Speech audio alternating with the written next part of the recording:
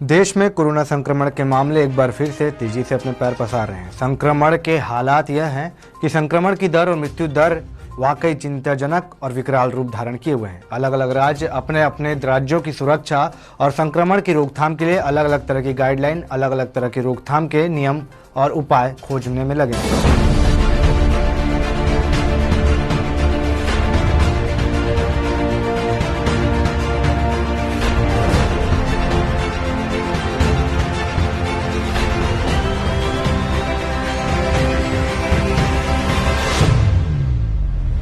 आज हम बात कर रहे हैं बढ़ते हुए संक्रमण और मृत्यु दर के मामले में, जहां पर सरकार ने विभिन्न प्रकार के राज्यों के अनुसार गाइडलाइन तैयार की है। वहीं संक्रमण की रोकथाम के लिए प्रभावी उपायों की खोज की जा रही है। मगर इसी बीच सवाल यह भी उठता है कि ये नई गाइडलाइन और नए रोकथाम के उपाय जो सरकार ने अपने मानक स्तर पर तैयार किए हैं, वह क्या सिर्फ देश की जनता के लिए है या खुद सरकार भी इसके प्रति गंभीर विचार धारण किए हुए है। देश में अलग अलग राज्यों के आंकड़े चौंकाने वाले हैं और भयावह है।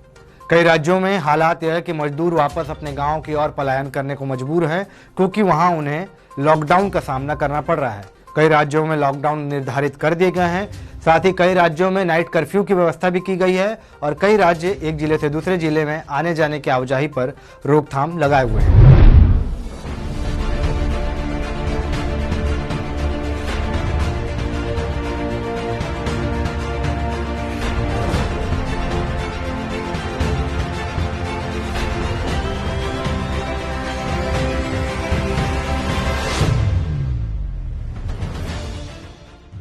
अब सवाल यह उठता है कि इतने सारी पाबंदियों और नियमों के बाद क्या सिर्फ जनता पर यह नियम लगाने पर कोरोना संक्रमण रोका जा सकता है या सरकार को भी इस पर गंभीर विचार करने की आवश्यकता है। पिछले कुछ दिनों में हमने देखा बढ़ते संक्रमण के मामले में स्वास्थ्य विभाग ने मुख्य सचिवों को जहां पत्र जारी करते हुए त्योहारी सीजन में आम लोगों की आवाजाही से लेकर सार्वजनिक जगहों पर भीड़ न करने के लिए उचित रोकथाम की व्यवस्था करने की आदेश जारी किए हैं, वहीं रामनवमी, ईद, होली जैसे त्योहारों पर लोगों को अंकुश कैसे लगाया जाए, इस कोरोना महामारी के संक्रमण पर अंकुश कैसे लगाया जाए, इस पर प्रभावी उपायों की खोज करने के आदेश भी जारी किए हैं।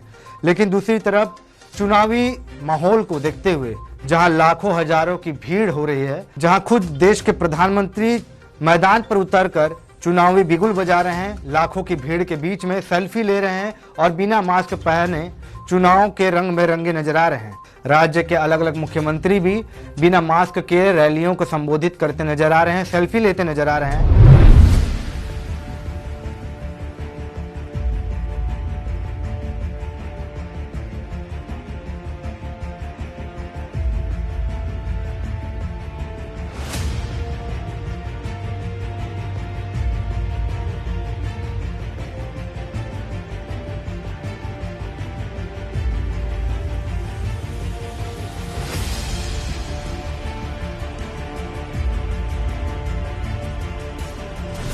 तो सवाल यह उठता है कि सरकार ने ये जो गाइडलाइन और ये जो नियमावली जारी की है, वह सिर्फ क्या आम जनताओं के त्योहार पर लागू किए जाएंगे या इस प्रकार के चुनावी बिगुल पर भी कहीं ना कहीं अंकुश लगाने की आवश्यकता है। सरकार को इसे जमीनी हकीकत पे लागू करने के पहले क्या खुद के स्तर पर लागू करने की आवश्यकता नहीं है, यह सवाल आज हर आम जनता के मन में उठता नजर आ रहा है। जैसा कुछ दिनों से न्यूज चैनल्स पर दिखाए जा रहे हैं कि वैवाहिक कार्यक्रम हो या अंतिम शव यात्रा, 20 से लेकर 50 व्यक्तियों से ज्यादा लोगों पर प्रतिबंध रहेगा। चाहे वो वैवाहिक कार्यक्रम हो, चाहे किसी प्रकार के आयोजन, घर के सदस्यों को मिलाकर 20 से 25 लोगों से ज्यादा लोगों पर दंडात्मक कार्यवाही और साथ ही साथ प्रतिबंधात्मक कार्यवाही भी की जाएगी।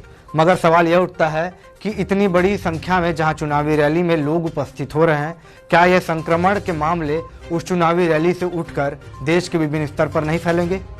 क्या सरकार को लोगों को, आम जनताओं के लिए बनाए हुए नियमों को लागू करने के पहले क्या इसे खुद पर लागू करने की आवश्यकता नहीं है? आज ये सवाल उठना लाजमी है, क्योंकि बढ़ते हुए आंकड़े वाकई में परेशान करने वाले और हैरान करने वाले हैं। इस प्रकार की तमाम खबरों के लिए जुड़े रहे हमसे, देखते रहें द भारत पोस्ट। तब तक के लिए नमस्कार।